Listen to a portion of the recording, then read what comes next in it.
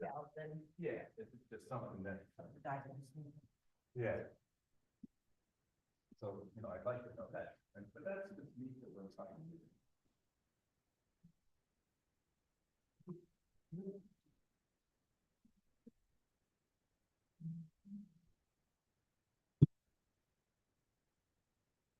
You know, fit in the water. Because maybe temperature's not fit. You get one.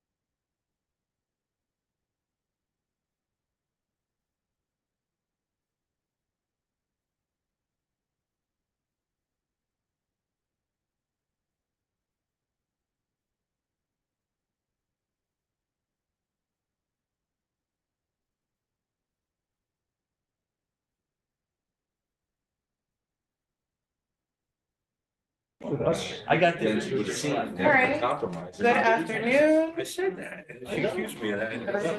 Sorry, but Yeah, I know. yeah. Just, she doesn't get it. That's all. She's never gonna get it either. Election year. The meetings. Stupid shit. I got FaceTime. Okay. They were so pissed Okay. at the live stream. Okay, so good afternoon. The time is now 3:30, Right. and I call to order the meeting of the Human Services Committee. Please silence your phones and electronic devices, and at this time, I ask you to please rise for the pledge. Allegiance to the flag of the United States of America and to the republic for which it stands, one nation, indivisible, with liberty and justice for all. All right. Sorry, can you do roll call, please? Absolutely. Limo. Here. Ellers. Here. Stellar. Here. Sutherland. Here. Littell. Here. Toohey. Here. Ramos. Here. All present. Thank you. All right, so first on the agenda, we have Christian Farrow, Director of the Veteran Service Agency. Good to see you. Well, how's everyone? Good. So first on the agenda, we have a request supplemental appropriation of funds for the 2025 capital project number 157 for the acquisition of a subcompact utility tractor to be used on the grounds of the Orange County Veterans Memorial Cemetery for $32,000. This is bonding and this is legislative request. So moved. Second. All right. Where's yours? Good afternoon, everyone. How are you? Good to see you all. I brought with me, for those who do not know him, Dave Andershak, who's the superintendent of the Orange County Veterans Memorial Cemetery. And I thought he could best explain about the piece of equipment that we're looking to acquire that was approved in the capital project. So obviously, we're a very busy cemetery. We do about 250 interments a year. Following that, we go into our perpetual care, which is, the veterans markers, et cetera, all installed and cared for by us. Right now, the two pieces of equipment that I have, one is primarily for grave digging, it's a very large excavator. And then we have a medium-sized front loader backhoe, which is big to move around the cemetery a lot. I was able to obtain a full-time laborer a couple of years ago who's doing wonderful. But our ground is such where installing these markers actually requires a piece of equipment. A lot of my current equipment is too big. This smaller piece would just make life so much easier for tuning up graves, sinkholes, installing markers. It's also small enough where a laborer could operate it without having to have a commercial driver's license. It really would be a huge benefit to us to have. There's hundreds of implements that we can look at in the future for this, street sweepers, plows, snow blowers. It's really a very unique piece. For those, if you ride down a country road, you see somebody with a huge, beautiful yard, perfectly landscaped, and you see them out there in this nice tractor, that's basically what it is. Any questions or? Yes, good question. When you talked at the end, I didn't get it. With adapters, you can add the adapters you can put on it to use for the other things. So That is correct. You can mow with it, you can dig with it, you can plow with it. We do have a unique situation with this that I just want to bring up with you. John Deere, where my quote is from for this piece of equipment coming off the New York State bid, expires on March 25th. Not overly concerned with that. The New York State bid for this type of equipment expires on April 5th. And there is no contract backing that up. It could take 4, 5, 6 months for New York State to negotiate another contract for this type of equipment. So we are really down to the final 24 to 48 hours to get this processed upon final approval to get through, my girls and budget over to general services, to my salesperson. We're hoping there's a way that we can at least begin to expedite the paperwork so we don't lose out on that 18% savings of the New York State bid contract, let alone possibly then going into a straight bid, which would then maybe add several more months. Our busy season is actually starting early as we look out the window. I could have used this piece of equipment yesterday. So I'm hoping that we don't miss out on these pricings for this. Renee, I spoke to Renee from the Department of General Services, says that they think, if it gets approved by the legislature, the piece of equipment that they think they can do everything to make that happen. So anyway, she said it's something we ought to bring up, so that's the only reason we're, we're disclosing that. That's just one thing. Yes. So Chair for the Barnes. record, our meeting is April 4th. Right. 3:30. Oh, I'm sorry, it's 10 a.m. So that's a good thing because we can vote on it in the morning and you can place the order in the afternoon. There you go. If it was a 3:30 meeting, you'd be in trouble. All in favor? Aye. Any opposed? All right. Next on the agenda, we have a quarterly update. Can we get a motion? Please. Okay. Well, yours. Okay, so, again, thanks for having us here. Some things I thought you might be interested in knowing about the Veteran Service Agency. Currently, myself and two others, counselors who are in the midst of undergoing our biannual training through the American Legion to be certified to do claims for veterans. So that's an ongoing process. We just got done earlier this month. We had a latest installment of a free veterans movie, which we did in Monroe. We showed Captain America, Brave New World, starring Harrison Ford. These movies have become these free veterans movies have become very, very popular. We had several hundred veterans there for 2 showings. We hope to do more of them. ShopRite is very much the supporter of these, shows where a veteran is given free tickets, a guest is given free tickets, and free popcorn and a drink. So, again, we're hoping that we haven't lined the next movie up yet, but we certainly will, we want to fill as many, seats as we possibly can. So that was a very successful event. Something else to mention, as you mentioned, ShopRite. On April 8th, so next month, your neck of the woods, Ron, in Montgomery, ShopRite will be making a check presentation to us for the Orange County Veterans Food Pantry. Each year, they raise a whole lot of money with their veterans fundraising efforts, and then they kind of cut that money up to a number of different organizations on our flight to the Orange County Veterans Food Pantry. So we don't know what that amount will be. Usually it's been in the six figures, but we'll know on April 8th. So that's another good thing that we're looking forward to. Again, anywhere I go, I'll mention how ShopRite's probably one of the best allies of the local veterans community. Some other things to mention. Maybe I'll turn it over to Dave. I know some of the cemetery, again, Dave is really the one responsible, him and his staff, as far as, beautifying and enhancing the cemetery. We get a lot of compliments about the cemetery and its appearance, but maybe just mention a few things about, we're really giving it a facelift as far as the structure of the building that's been there, long before I was there, but maybe you can mention about a few things that. Our building is 25 plus years old. It was originally a modular, so it's starting to show its age and its wear. The ladies in budget were nice enough to find me some money last year, so we're giving the building a facelift. We're also working on, for those of you who've been there, we have a lot of flags up.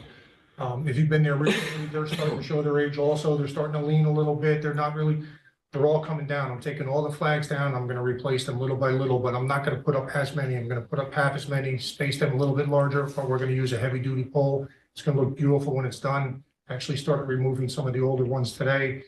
It's going to be a while to get that project completed, but it's going to be beautiful and noticeable when you pull in there. The second part of that, the flags coming up the driveway on both sides where there's 40 flags flanking the driveway, those will be done next year. Yes. Well, I'm just wondering, will it be done by Memorial Day? Absolutely. Yeah, I wouldn't have started it if I didn't think I could get it done by Memorial Day. These nice days coming up. And we're off to a moderate start with burials this year. April 1st, we open up our cremation burials, which we usually hold over the winter. So that we're going to pick up with our services. We have had 2 World War II burials already this year. They're few and far between. One was a World War II Navy veteran. He died 2 days after his 100th birthday. We had a double Purple Heart Vietnam veteran yesterday. So, as you visit, you'll notice the changes. But as you come in and you have any questions about what we're doing, just, look for the tall guy with the bright shirt on and I'll answer whatever I can for you. There's a couple other things, and then we'll certainly answer any questions you might have. It's our annual Veterans Picnic and Resource Fair. It'll be Saturday, May 3rd at Thomasville Memorial Park from 11:30 to 2:30. We'll make sure I get a flyer out to the entire legislature, but we'd love to have you there. There's free food. There's generally 20 some odd organizations that will be there that have something to offer to the local veterans community. And generally speaking, we'll get a good turnout, weather permitting, nice day, several hundred veterans will take advantage of that day. And then the last thing I'll bring up, because it's very, on the minds of a lot of people, as far as, VA, cutbacks and things along those lines. I do have a very good contact over at Castle Point, who I talk to frequently, and he did mention to me that, when I did ask him about that, how's your job and how are things over there? He said, there were 5 people that I guess they were maybe in a probationary state and they are not being hired or they were let go. But he hasn't noticed anything or nothing beyond that, as far as services being cut or real major staff, people being fired. Hopefully it doesn't go that way. We don't want to see any services cut at all, but that's what I can tell you about that. The one thing that did affect is that we were partnering with the VA to have a town hall, Orange County Town Hall meeting. We were going to hold it on the SUNY Orange campus in Middletown, probably in April or May, but for now that's kind of been put on hold because of the way things are. But that's about all I have. Does anyone have any questions? We'll gladly try to answer. Legislator Tonto and then Legislator. Thank you, Chairman. We had discussed that before the meeting, so thank you for addressing that within the meeting. And then when you talked about the veterans movies, I know you've done them in the park, I think in the summertime also, once. We haven't done that. We did one in Middletown. There are movies in the park, but they're not through our agency. I'm not sure. I think it might be the Parks Department might do that. I'm not 100% sure, but it's not a veterans thing. It's certainly something we can look into, but we do it in Monroe. We have a really good partnership with Town of Monroe with the flagship cinema there. And again, but Yeah, I remember you doing it in Middletown. Is there any reason why we don't move it around? we usually have to get an agreement from the movie theater to make it happen. Monroe has been very accommodating to us, so. Yeah. But if there's a theater, and we can do multiple ones, we can, again, with ShopRite's backing, which we have right now, I'm open to moving the location if there's a spot in No, I Highland thought Falls or just somewhere like else, but. Yeah. rotating it around to give, more. Yeah, it's just a matter of getting a theater that, because they actually allocate us, a couple of theaters, a couple of, actual physical theaters, specifically for the veterans who are gonna be there, so. If we can get that agreement, it's certainly, I know there are less and less movie theaters these days, so. And these are also daytime matinee movies Yeah. during the daylight hours for the Usually veterans. it's a to one, get it's like to a and 6 from o'clock versus show, a so. 9 anyway, o'clock but show. it's good. Legislator. Thank you. Yeah, just along those lines, I want to say, like, even though it's in Monroe, Christian does a great job of getting out there. I've been to pretty much most of them, was there that day. Yeah. And get a wide variety, veterans from all over the county. So they do come out. It's a great time. The theater is always packed for both showings. And it's a great chance, if anybody gets to go, to meet your local veterans. I met the one veteran with, he was talking to Steve. Steve introduced me to him.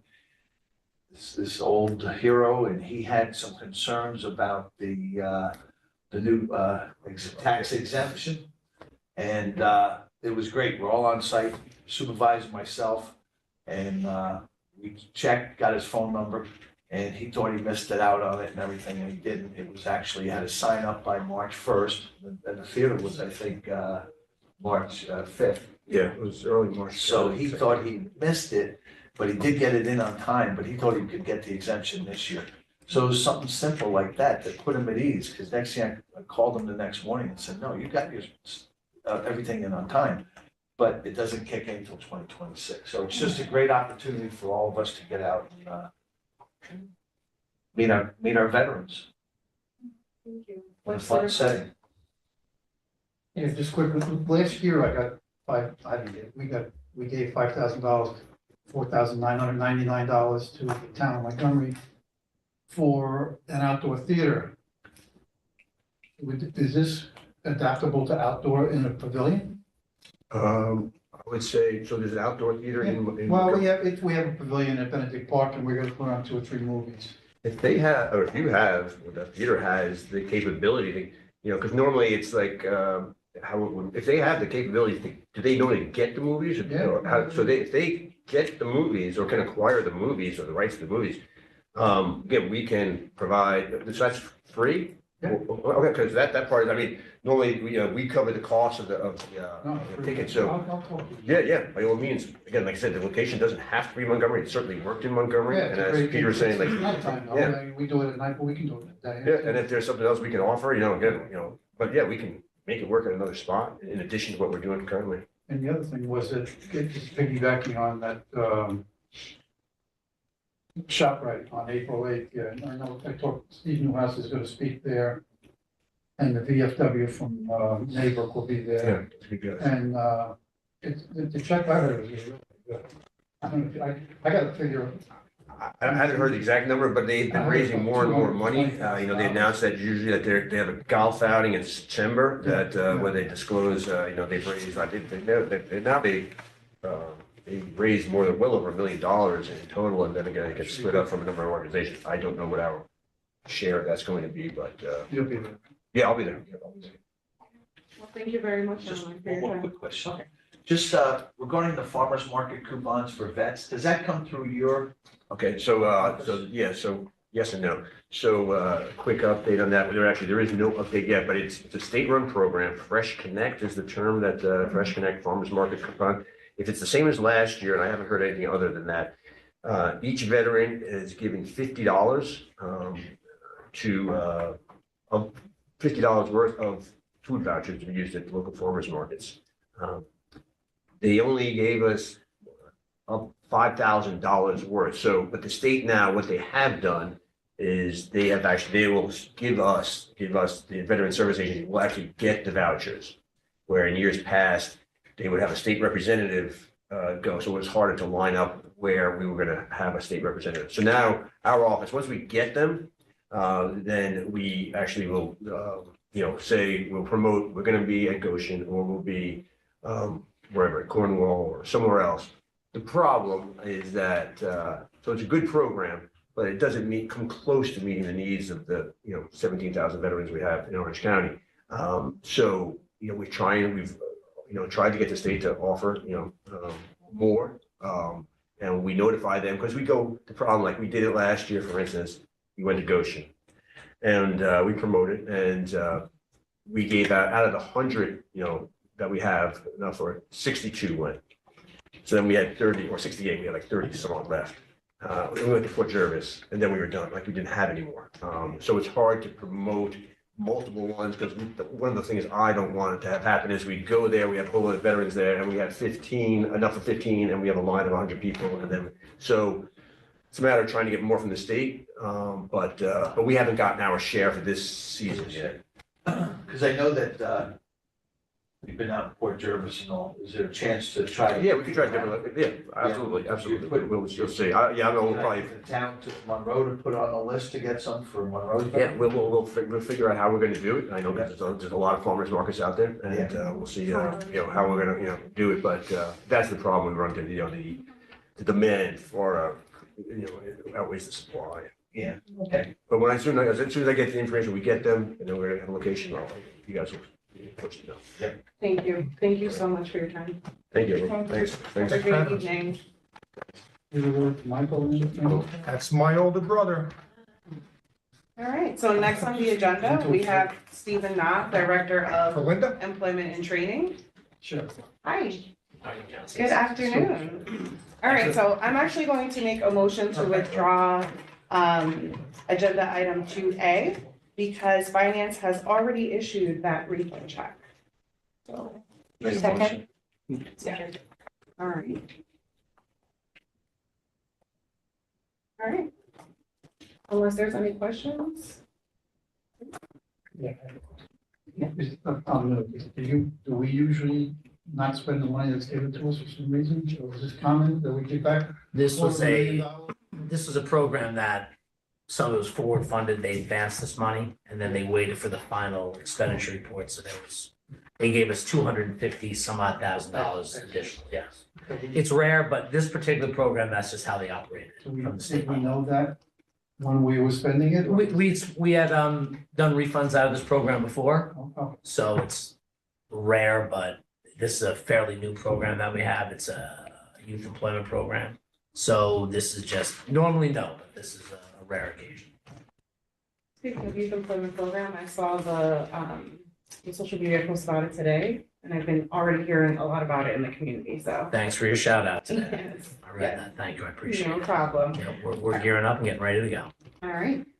I think it's great also that you get it going in March, because I know Sullivan County and Ulster County, they don't do it until April 1st. And I Okay. think that really kind of makes it more difficult for, I know at least my students, to Right. get the ball moving and whatnot. So I think that's great. How are you making out with the turnout at the job fairs? Oh, fantastic. We had one in Middletown, when was it, 2 or 3 weeks ago?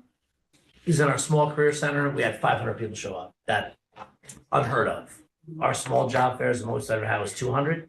I think a lot of them were scam people. I'm not exactly sure because, that was a pretty major layoff, but yeah, we had 500 people there. And I saw you guys had the meeting with the sample. Employers are psyched, Wonderful. the participant, it was a great event. We were shocked and we hope to continue that. We've got another one coming up in April at the Capitol Center in Newburgh, and then our large job fair at the Gallery in May. So we're, things are starting to shift a little bit. Do you know the states of this record? Sorry, I know, I'm sorry. I should. My apologies. Horrible department head, I Somebody apologize. could I should know that. Yeah, we'll let you. It's on, it is posted on the website, though. It is on the Okay, website. okay, great, thank you. We kind of jumped in, but agenda item 2B is the quarterly update. Can I get a motion to discuss that? So move. Second. You? All right.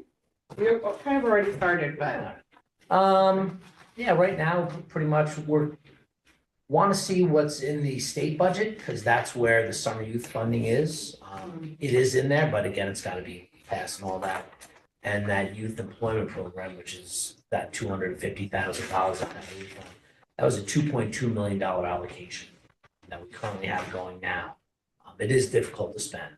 It's a lot of money they throw at us. It's primarily to employ those disadvantaged youth in the major cities. Right now, I think we have close to 300 kids in that program. So it's really good. Then they'll pick up in the summer youth program as that goes. And then hopefully another allocation in the fall. We just kind of keep the ball rolling with these kids who need these opportunities. Just don't know exactly where it is in the budget yet. So we're hoping summer youth should be in there, but in the fall, if this youth employment program is going to be there, we still don't know yet. So we're kind of waiting on that. On Friday, they did pass a resolution on the federal level. That's good news for us. We should be fully funded July 1st, which when our program year starts for the Workforce Innovation Opportunity Act. We're projected to get an increase in funding this year, which is great. That's rare. But these days, in Washington, anything can happen. So fingers crossed that they don't pull our file. But as of now, everything is full steam ahead. That's the best we can hope for right now at this point in time. But no, things are moving along well. Any questions? All right. Thanks, everyone. Thank you so much for your time. Guys have a great afternoon. All right. Is there any not least, we have Lacey Trimble, Commissioner of Social Services and Mental Health. So for agenda item 3A, we have a request supplemental appropriation of grant funds awarded through the National Children's Alliance, which will be used to purchase equipment, including tablets and laptops for both families and employees within the Child Advocacy Center to further improve service delivery and operational efficiencies. This is for $50,000, legislative request 65. So move. Thank you, everyone. This $50,000 is supporting the purchase of equipment. It is laptops and iPads with Wi-Fi capability and service plans, so that the staff who are involved in the CAC, when they're going out into homes to do interviews, they can document in real time. They can attend meetings if they can't get back to the office in time, so that none of our young people who are involved in the Child Advocacy Center are missing out on the staff support. I just want to clarify, because of the way it reads, we're not leaving any equipment with any families. They will benefit from having the equipment and having the service brought to them as needed. We can bring a laptop to their house and have a worker sit with them and do a meeting with them, so that if they don't have transportation, we can facilitate that. But the equipment will be inventoried and stay with the county. Any questions or discussion? All right. All in favor? Aye. Any opposed? All right. Number B, we have the monthly report. Can you get a motion to discuss? So before we get started going through the actual data, I just want to note that I did ask them to make a slight change to how totals at the bottoms of some of the charts are calculated. I found it a little awkward that the current number that's reported was always compared to the final number of the previous year versus looking at it in comparison to the same month last year or to the previous month. So right now, anything that was always being compared to December of the previous year is now compared to the same month of the previous year, because some of our trends do tend to be cyclical with our data. So I just wanted to note that because it is a little different than what we did have, but I was spending a lot of time doing math and, to make sure all of the data was clear. So I think this will help everybody a little bit. It works out fine in January's data because December was just a month ago, but the rest of the year, especially as you get halfway through, got a little awkward, I think. So these first charts are some of those that had that change. Temporary assistance was provided to 1,512 cases in January. Family assistance was provided to 56, more cases in January of last year, and 25 more than last month. Safety net was provided to 923 cases, 106 more than January of last year. And 36 recipients entered employment. This is the highest January number we've seen since 2020. So I think that's a really great trend, and it's 12 more than in the previous month.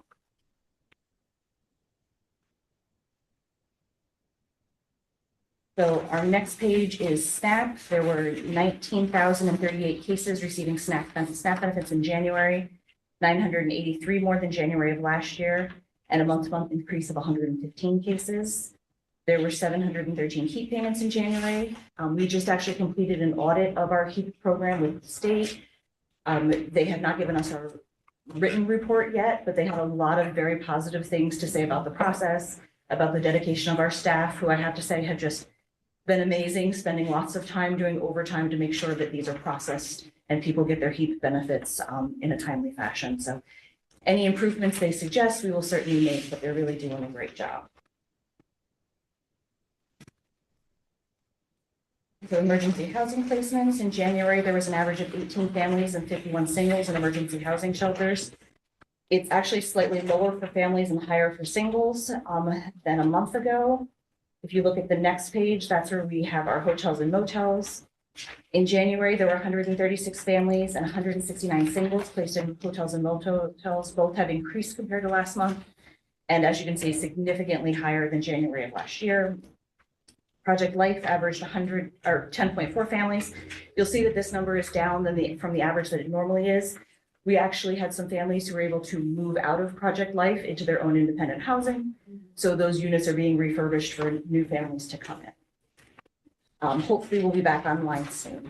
We had 836 individuals experiencing homelessness who received services in January. That is 14 more than last month. That's 172 more than January of last year. I actually have an extra chart that I want to give you guys. So if we can just pass those around, and there's more in case anybody else wanted them. So the New York State Comptroller put a report out on homelessness in New York State.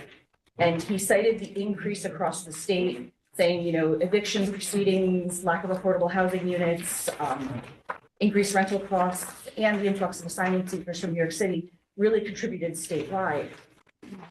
But there was a lot of conversation around that data because Orange County had a huge increase. We had 130% from 2022 to 2024. Sorry. So there was some talk about how that was so much more than Dutchess County at 11%. Well, I dug into the data a little bit, and it is a huge increase compared to Dutchess County. But if you look at the total percent of our population, we actually have a smaller total percent of our population who are homeless right now. So it's a little deceiving. They had a much higher number of homeless individuals when they started the increase than we did. So it got me thinking that some of the data is maybe not telling the whole story. So this chart is really looking at the number of people who come through our HRC who are then moved from homelessness to permanent housing. So if you look at the chart, the trend is really in a positive direction. So even though we have a lot more people becoming homeless, We also are helping a lot more people get into permanent housing situations. I only received this data yesterday, so that's why it's not part of your packet, but I'm hoping to include that because I think it does tell the story, particularly around the RSP funds. No, I got copies. So the RSP funds were added to our budget for 2025, and that's the primary driver of the additional people who we've been able to house. So I want to thank you for those funds because it really has made a difference. What's the red dotted line? That's just a trend line. It's not an average. Yeah, it's the trend line showing the trend over time. So I'm hoping that we can incorporate that without making it too much longer, because I know we fit a lot on these pages already for you, but it is showing a positive benefit from the work that's being done that I don't think is highlighted otherwise. Back to the normal report, page 6. In January, there was a total of 20,686 locally managed Medicaid cases. This is slightly higher than December, but it is 609 less than last January. With the unwinding, that's anticipated. Those cases equated to 22,755 individual recipients for the month of January, 273 less than January of last year. And we've also seen a slight decrease in the managed care numbers. Between December and January, 6,804 individuals enrolled in Medicaid managed care programs. That's 327 less. Page 7, there is no changes from last time. The state hasn't given us any additional data since last report. Page 8 is the raise the age. The raise the age numbers for January was 2 higher than last report, with a total of 12 arrests. There were, page 9, 299 reports of child abuse and neglect investigated in January. 176 were assigned traditional response, while 123 were assigned to FAR. Traditional response is down 18 compared to January, and FAR is down 14 for a total decrease of 32 reports. This is again another record low number of children in foster care. We've seen decreases. Yeah, Lacey, with raise the age, youth that were arrested. Yes. In 2023, we had 1 in January, 4 last year, and 10 now. Are you seeing any, where's that coming from, and where are you seeing any kind of trend, or what's causing that jump out this year? We believe that primarily we're seeing an increase over time because when Raise the Age first happened, they just basically stopped arresting youth. Youth were not being charged. They weren't going through that process in the same way. We also saw decreases because of COVID. Youth weren't out. Enforcement was very different during COVID. So across the state, everybody's seeing these gradual increases in numbers. Ours seem to be jumping back and forth between the adolescent offenders and the juvenile delinquent categories, but it tends to be kind of in the same range that we're seeing with slight increases, but that's statewide. So they're arresting them more than they did in the past? Yes, they arrested at very high numbers prior to Raise the Age. Yeah. And they anticipated we were going to have hundreds of youth arrested and receiving these services. That didn't materialize, and early on, we were really seeing no arrests. You might have a couple a year in the beginning, and then gradually the arrests are starting to happen again. Thank you.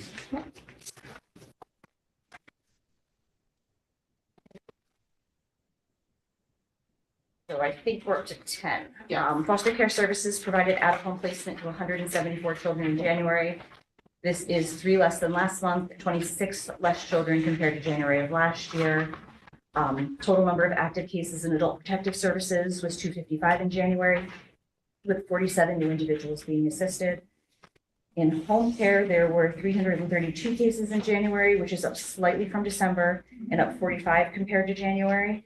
I also want to mention that the CDPAP rollout is happening, and that is the move the state has made to have everybody have a single fiscal intermediary instead of several agencies providing that.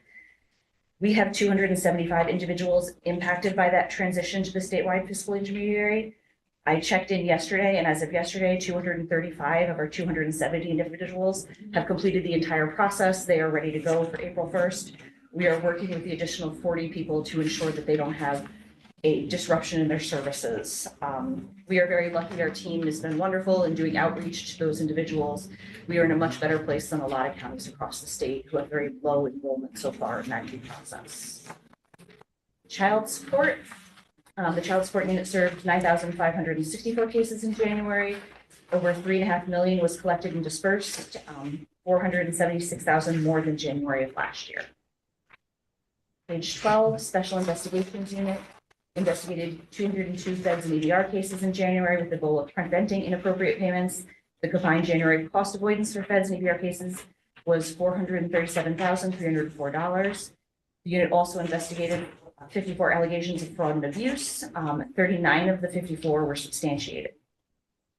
We do have a review of our feds plan coming up with the state. We are very confident that that will go well, but it also provides us an opportunity to see if there's any other places that we can look for to improve the process to prevent inappropriate payments across the board. That's it. Other questions or discussion? Okay, thank you so much. Motion to adjourn. So move. Good luck.